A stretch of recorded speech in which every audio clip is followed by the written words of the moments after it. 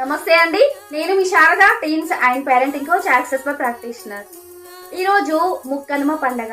సంక్రాంతి పండగలో చివరి వారమైన ఈ ముక్కనుమ ప్రత్యేకత ఏంటో తెలుసా మీకు? మనకు సహాయం చేస్తున్న ప్రతి ప్రాణికి మనం గ్రాటిట్యూడ్ తెలపడం. కానీ టీనేజ్ పిల్లల్లో ఈ మధ్య చూసినట్లయితే విపరీతంగా కోపం విసుగు కనిపిస్తున్నాయి. ఎందుకంటే వాళ్ళు చేస్తున్న చిన్న పనులైనా సరే ఎవరు గుర్తింపునివ్వట్లేదు అని వారి ఫీలింగ్. యాజ్ ఏ పేరెంట్స్గా మరి మనమేం చేస్తున్నాం? వాళ్ళ తప్పుల్ని వెతికినంత ఈజీగా వాళ్ళు చేస్తున్న మంచిని వెతకలేకపోతున్నాం.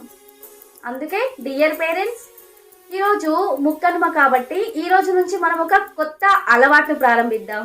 ఏంటి అని అనుకుంటున్నారా? ఏం లేదండి, మీ ఇంట్లో అమ్మాయి అయినా సరే అబ్బాయి అయినా సరే ఈ రోజు వాళ్ళు చేసిన మంచి పని ఏంటో మనస్ఫూర్తిగా మెచ్చుకోండి. ఇలా ఈ చిన్న గుర్తింపుని ఇవ్వడం ద్వారా వాళ్ళ మెదడులో ఒక పాజిటివ్ వైబ్రేషన్స్ క్రియేట్ అవుతుంది. ఇదే బిహేవియరల్ కోచింగ్లో మొదటి మెట్టు. మరి పేరెంట్స్, మీ పిల్లల ప్రవర్తనలో మార్పు కోసం నేను మీతో ఉన్నాను. ఈ వీడియో నచ్చితే మీ తోటి పేరెంట్స్కి షేర్ చేయండి. Thank you and happy Mukkanuma.